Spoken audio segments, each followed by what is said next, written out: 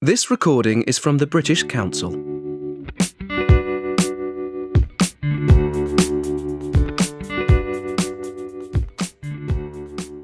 I've lived in many different countries, both in Western Europe, the Middle East, and now here in Hong Kong. And during all of that time, I've learned 5 or 6 different languages, to one degree or another. I love learning languages. Not only are they important when you move to a country, I just find them fascinating.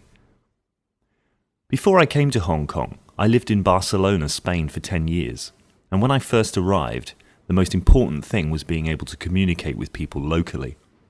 I don't attend classes. I don't think I'm particularly good in classes. I prefer to learn by just talking to people, finding out what I need to say by looking at dictionaries and listening carefully. Other things that helped me when I first moved to Spain were watching the typical kinds of programs we see every day on channels around the world. For example, the weather. This is great because they always say the same things, so you can really quickly hear the same words repeated again and again, and the pictures help, of course. Other types of program that helped me learn Spanish quickly were things like game shows, where the same thing happens. They have a catchphrase or a slogan that they repeat endlessly when contestants win or when they're called to compete. As well as that, I used to pick up the Spanish newspapers. First of all, I just accepted there was no way I was going to understand anything but 1 or 2 words. But gradually, I found that I learned lots of new things about this. I was interested because I wanted to know what was happening in the country I lived in. But I also knew that I could learn a lot of language this way.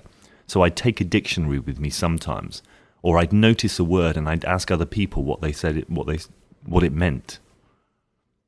Anyway, by far the best practice I ever had was just talking to people in the street or in shops, where I'd rehearse in my head what I wanted to say beforehand before I went in. Usually, I made a right mess of it first of all, but after you get over the embarrassment, it's quite funny really, and people are very sympathetic and supporting in most cases. It took me a long time to develop a good level of Spanish. I lived there for 10 years, and I think I'm very fluent now. But I think for the first 2 years that I was there, it was quite a struggle to hold a decent conversation. There were always lots of words and expressions that I didn't pick up on. In particular were the colloquial expressions, idioms, that kind of thing, that people use in everyday talk, but you don't necessarily see written down. I didn't find those very easy to learn at all. But it was a lot of fun, and people, as I said, are really supporting when they know that you're genuinely interested in learning their language.